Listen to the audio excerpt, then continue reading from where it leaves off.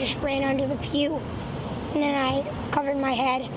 My friend Victor saved me though, because he laid on top of me, but he got hit. He's really brave, and I hope he's good in the hospital. Well, just days into a new school year, students experience what every parent's nightmare is, a shooting at their school. This morning, we're going to bring you the latest from Minnesota, where gunmen killed 2 children and left more than a dozen other people hurt during a Catholic school mass.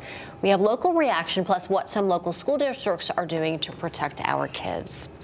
And speaking of the first day of school, if you're heading to the bus stop, you're going to want to grab a jacket or at least a hoodie. It's chilly out there. Good morning. Thanks for starting off your day with us, America Arias. And I'm Bridget Bjorlo. Happy Thursday to you. It is a cool start to the day outside. Meteorologist Sam Sampieri joins us for a first check on the forecast. And Sam, kids want to be dressed for summer, but it doesn't feel that way out there. No, it doesn't feel that way at all. We're in the 40s. It feels more like the end of September instead of the end of August, but we'll take it. But don't worry, those of you who still like to have a little summer heat, we'll get some in the middle of September. Watch what happens. Meanwhile, let's enjoy these cool temperatures in the 40s. And yes, Mom and Dad, have a little bit of coffee at the FOX61 Cafe. Temperatures, of course, of the chilly start here, 40s and 50s. Yes, kids, time to go to school.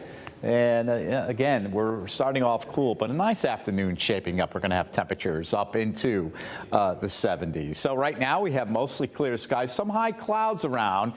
We have what we have going on is sort of a warm front trying to move in. So some high clouds, but other than that, a nice day shaping up with high temperatures topping out into the mid to upper 70s. And we'll get a little bit of a sea breeze picking up out of the south and southwest at 5, 10, 15 miles per hour. Coming up, I'll let you know about your Friday. We'll time out some showers for you, and then the all-important holiday weekend forecast. Now on over to traffic. This time it's Erica's turn. Yeah, we're going to get everyone a quick check of the traffic if you're about to head out. Taking a look at the statewide traffic flow map. Not too bad. We're looking pretty good there. And we've got to look outside. Let's take a look outside to get you an up-close view, a street view. This is heading into the capital city. The sun is starting to come up, so we're seeing a lot more. Traffic moving along at a great flow right now. Both sides, volume starting to build a little bit more from the last hour, but not too bad. If you're heading out right now, have a great day and stay safe. In Minneapolis, 2 children are dead. 17 others, including 14 kids, were hurt when a man shot into a Catholic school. Yesterday morning, 200 kids were inside a church for a morning mass during the 3rd day of class. It happened at the Annunciation Catholic Church, which is next door to the school. Police say the shooter, identified as 23-year-old Robin Westman, previously known as Robert Westman, was found dead by suicide behind the church. Inside the church, an 8-year-old and 10-year-old were killed. Police say the gunman shot from outside the church through the stained glass windows and aimed at pews. Police say the shooter was in his 20s and does not have an extensive known criminal history. Authorities believe he acted alone. We have learned his mother had worked once at the church before retiring. We also know this shooter graduated from the school.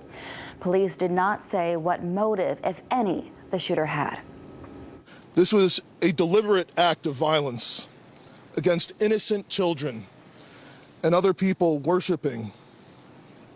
The sheer cruelty and cowardice of firing into a church full of children is absolutely incomprehensible. The FBI is investigating the shooting as an act of domestic terrorism and hate crimes targeting Catholics. Well, dozens of people gathered in Minneapolis to hold vigils for the victims. This is from a candlelight vigil that was held in the Lyndhurst Park neighborhood in Minneapolis. The city's mayor and Minnesota Senator Amy Klobuchar were there to talk about action needed in this wake of this tragedy. And at one of the vigils, the Archbishop of St. Paul, Minneapolis, said that he was in awe of all the love that was displayed in the face of evil. I was so inspired as I read some of the comments in the news reporting today as some of the young children spoke about how their classmates or the other students in the school were so attentive to their needs and even tried to shield them at those moments of greatest need.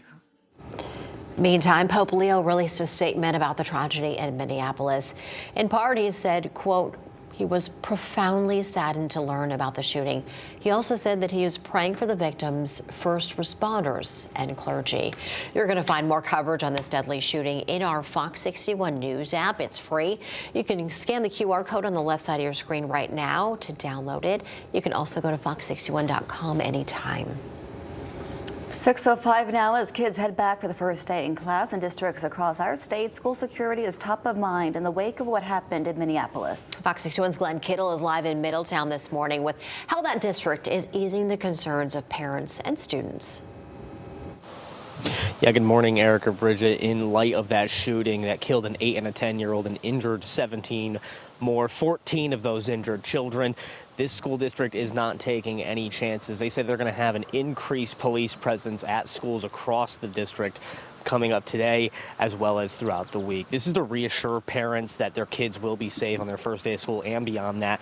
In a letter that was penned to parents the other day, school officials, particularly Mayor Gene Nocera and Police Chief Eric Costa, sent a message to parents. They said in part, quote, "In light of the horrific tragedy that occurred at a Catholic elementary school in Minnesota this afternoon, we want to take a moment to offer reassurance to our community by reviewing the safety precautions that have been put in place to keep our students safe as they return to school tomorrow. As students arrive for their first day of the new school year, our police department will have a visible presence at all our schools. While this increased police presence may only last temporarily, some changes that will last the school year have already been announced. One district is welcome back with a breakfast program that's happening district-wide, and another change that has been controversial to parents and students is going to be earlier dismissal time. Superintendent of Schools Alberto Vasquez Matos informed parents on August 1st that pre-K, which used to be letting kids out at 3:45, will now let kids out 20 minutes earlier at 3:25. That 20-minute earlier dismissal is seen across the district, and high schools will now start at 7:25 in the morning and end at 2, and middle schools will run from 8:15 to 2:45. Now, going back to the increased police presence here at this time, that we don't know of any credible threats that have been made to schools at any Connecticut schools, but Middletown is just once again having that increased precaution, having that visible police presence to reassure parents and students on the first day of school. Live in Middletown, Glenn Kittle, Fox 61. All right, Glenn, yeah, thank you so much. It is the first day of school for kids in many cities and towns across the state. If you're heading out the door, make it a great day, especially those waking up in Middletown, New Haven, Newington, Norwich, and Plainville. Have a great day. We want to see your back to school photos. Parents, grandparents, snap them and send them to us. The easiest way to do that is through our Fox 61 News app. You can download the app and then click the Near Me section to submit pictures. Don't forget to tell us your name and your town and hopefully what grade you're going into too, and you may see your pictures on the air with us. Happening today in Groton, we are expected to hear more about new state investments at the Naval Submarine Base. The state is putting up more than $7.7 million for infrastructure upgrades. Officials say the goal here is to show Connecticut's long-term commitment to keeping the base alive. Since 2009, the state has spent nearly $23 million on projects at Subbase New London. Governor Ned Lamont is expected to be joined today by the base's commanding officer, Captain Kenneth Curtin, as he talks about the investment. And also happening today, Amtrak is on track to begin its next-gen Acela service. It's a high-speed train that will run through several East Coast cities, including a stop in New Haven and Stamford. The high-speed fleet can reach 160 miles an hour, offering 27% more seating and promising a quieter and smoother ride. 5 trains will start service this week, with more than 20 additional trains joining the fleet by 2027. Faith leaders in Newington gathered with activists yesterday to stand in support of 7 car wash workers detained by ICE last week. Immigration officers say those workers were in the United States illegally. They gathered in front of the Church of Christ in Newington to demand the release of those 7 workers. One activist says she visited the Optimo car wash days before the raid, and she wants people to accept immigrants as part of the community regardless of their legal status. My friend visited Optimo Car Wash. I remember them telling me about the kind manager named Liliana with the little boy who couldn't wait to show them his light-up sneakers. We talked about how adorable he was, how sweet and friendly and open. Less than a week later, his mom was violently separated from him by ICE. Last night's event focused on those detained in Newington, but lawmakers in attendance say it's just the latest in a string of arrests that have them concerned.